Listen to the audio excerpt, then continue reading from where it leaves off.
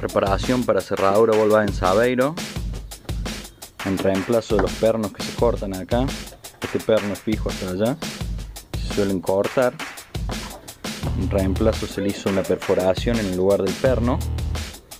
Ahí en el lugar del perno se le realizó un roscado, se le pasó un machito, se le hizo rosca y se le pasó un bulón. Se agrandó el espesor del eje este, se le pasó un bulón y se lo atornilló acá al soporte.